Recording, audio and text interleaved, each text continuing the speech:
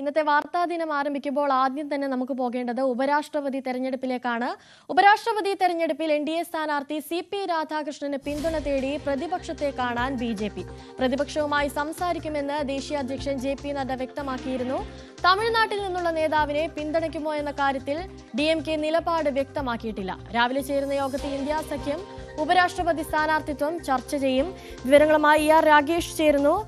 രാകേഷ്, അടുത്ത വർഷം തമിഴ്നാട്ടിൽ നിയമസഭാ തെരഞ്ഞെടുപ്പ് അടുത്തിരിക്കുന്ന സാഹചര്യത്തിലാണ് തമിഴ്നാട്ടിൽ നിന്ന് തന്നെയുള്ള ഒരു സ്ഥാനാർത്ഥി ഉപരാഷ്ട്രപതി സ്ഥാനത്തേക്ക് നിർദ്ദേശിക്കുന്നത്. എന്തൊക്കെയാണ് ഇനി DMKയുടെ മുന്നോട്ടുള്ള നീക്കങ്ങൾ എന്തൊക്കെയായിരിക്കും?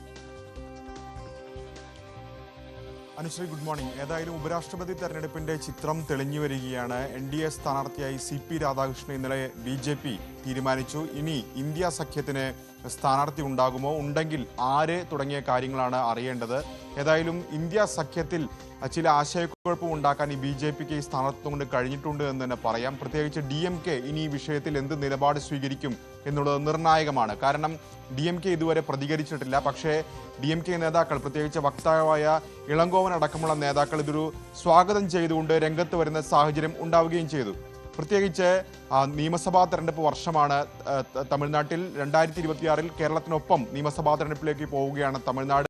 ആ ഘട്ടത്തിൽ തമിഴ്നാട്ടിൽ നിന്നുള്ളൊരു നേതാവിനെ DMK പിന്തുണയ്ക്കുമോ എന്നുള്ള ചോദ്യമാണ് ഇപ്പോൾ അവശേഷിക്കുന്നത്. കാരണം മുൻപൊക്കെ തന്നെ ഇത്തരം സമാനമായ നീക്കങ്ങൾ രാഷ്ട്രീയ പാർട്ടികളുടെ ഭാഗത്തുനിന്നുണ്ടായിട്ടുണ്ട്. ഉദാഹരണത്തിന് രാംനാഥ് കോവിന്ദ് രാഷ്ട്രപതിയാകുന്ന തെരഞ്ഞെടുപ്പിൽ അന്ന് JDU മഹാസഖ്യത്തിനൊപ്പമാണ്, ഇന്ത്യ സഖ്യത്തിനൊപ്പമാണ്. അന്ന് രാഷ്ട്രപതി തെരഞ്ഞെടുപ്പിൽ JDU രാംനാഥ് കോവിന്ദിനെ പിന്തുണയ്ക്കുന്ന നിലപാട് സ്വീകരിച്ചു. പ്രതിഭ പാട്ടീൽ നേരത്തെ രാഷ്ട്രപതി സ്ഥാനത്തേക്ക് UPAയുടെ സ്ഥാനാർത്ഥിയായി വരുമ്പോൾ അന്ന് ശിവസേന മഹാരാഷ്ട്രയിൽ നിന്നുള്ള നേതാവായതുകൊണ്ട് തന്നെ പിന്തുണച്ചു. ആ ഒരു നീക്കം അല്ലെങ്കിൽ നടപടി തന്നെ DMKയുടെ ഭാഗത്തുനിന്നുണ്ടാകുമോ എന്നാണ് അറിയേണ്ടത്. മാത്രവുമല്ല, CP രാധാകൃഷ്ണന് DMKയുമായി നല്ല ബന്ധമുണ്ട്, ADMKയുമായി നല്ല ബന്ധമുണ്ട്. കാരണം BJPയുടെ സംസ്ഥാന അധ്യക്ഷൻ എന്ന നിലയിൽ വർഷങ്ങളോളം അദ്ദേഹം തമിഴ്നാട്ടിൽ പാർട്ടിയെ നയിച്ച, BJPയെ നയിച്ച നേതാവാണ്. ഏതായാലും ഇന്ന് ഇന്ത്യ സഖ്യത്തിന്റെ യോഗം ചേരുന്നുണ്ട്. യോഗം എന്ന നിലയ്ക്കല്ല, മല്ലികാർജ്ജുൻ ഖാർഗെയുടെ വസതിയിൽ ചേരുന്ന യോഗത്തിൽ ഇക്കാര്യങ്ങളൊക്കെ തന്നെ ചർച്ച ചെയ്യും.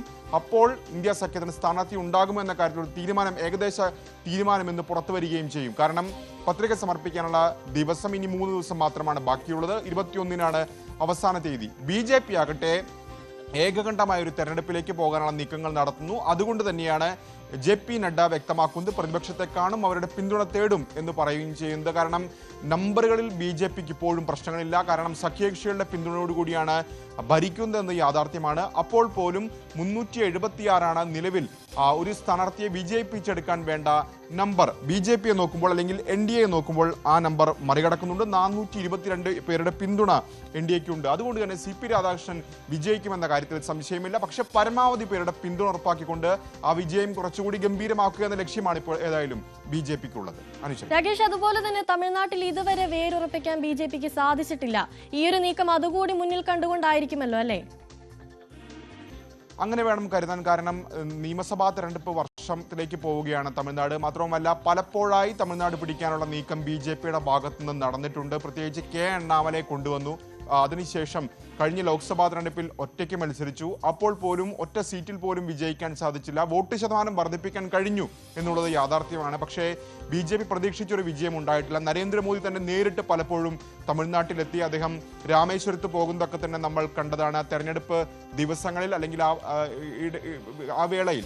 പക്ഷേ അത്തരം നീക്കങ്ങളൊന്നും തന്നെ ഭരിച്ചില്ല എന്നതാണ് യാഥാർത്ഥ്യം. മാത്രവുമല്ല, പിന്നീട് കണ്ടത് ADMKയുമായി വീണ്ടും സഖ്യമുണ്ടാക്കുന്നതാണ്. മാത്രവുമല്ല, അണ്ണാമലെ ഗൗണ്ടർ സമുദായത്തിനുള്ള നേതാവായിരുന്നു. നിലവിൽ എടപ്പാടി പളനിസ്വാമി ADMK അവരുടെ സഖ്യകക്ഷിയാണ്, ഗൗണ്ടർ സമുദായത്തിനുള്ള നേതാവാണ്. അപ്പോൾ വീണ്ടും ADMKയുമായി സഖ്യമുണ്ടാക്കുന്ന ഘട്ടത്തിൽ ആദ്യം ചെയ്ത നടപടി അണ്ണാമലയെ ആ പദവിയിൽ നിന്ന് മാറ്റുക എന്നുള്ളതാണ്. കാരണം പൊതുവെ ഈ കോയമ്പത്തൂർ അടക്കമുള്ള, സേലം അടക്കമുള്ള കൊങ്കുനാട് മേഖലകളിൽ ADMKയ്ക്കും BJPക്കും സ്വാധീനമുണ്ട്. അപ്പോൾ ഈ 2 പേരും ഒരേ സമുദായത്തിൽ നിന്ന് വരുന്ന നേതാക്കളായതുകൊണ്ട് തന്നെ അണ്ണാമലയെ ADMKയുടെ താല്പര്യം കൂടി മുൻനിർത്തിക്കൊണ്ട് മാറ്റുന്ന നടപടി BJP പോയി. അതിന് അതിനുശേഷം അവിടെ നായനാർ നാഗേന്ദ്രൻ എന്ന് പറയുന്ന തേവർ സമുദായത്തിനുള്ള നേതാവിനെ അവിടെ കൊണ്ടുവരുന്നതും കണ്ടു. നേരത്തെ നാഗേന്ദ്രൻ ജയലളിത മന്ത്രിസഭയിലൊക്കെ തന്നെ അംഗമായിരുന്നു. തേവർ സമുദായത്തിലടക്കം വലിയ സ്വാധീനമുള്ള നേതാവാണ്. അങ്ങനെ ചില ജാതി സമവാക്യങ്ങൾ കണ്ടുകൊണ്ടൊരു നീക്കം BJPയുടെ ഭാഗത്തുനിന്നുണ്ടായി. ഇപ്പോൾ വീണ്ടും കൗണ്ടർ സമുദായത്തിനുള്ള, പ്രത്യേകിച്ച് ഈ കോയമ്പത്തൂരിലൊക്കെ വലിയ സ്വാധീനമുള്ള 2 തവണ കോയമ്പത്തൂരിൽ നിന്ന് MP ആയ CP രാധാകൃഷ്ണനെ കൊണ്ടുവരുന്നതും അത്തരം ചില നീക്കങ്ങൾ ലക്ഷ്യമിട്ടുകൊണ്ട് തന്നെയാണ്. ശരി, ഉപരാഷ്ട്രപതി തെരഞ്ഞെടുപ്പിൽ NDA സ്ഥാനാർത്ഥി CP രാധാകൃഷ്ണന് പിന്തുണ തേടി പ്രതിപക്ഷത്തെ കാണാനൊരുങ്ങുകയാണ് BJP. രാകേഷാണ് കൂടുതൽ വിവരങ്ങൾ നൽകിയത്.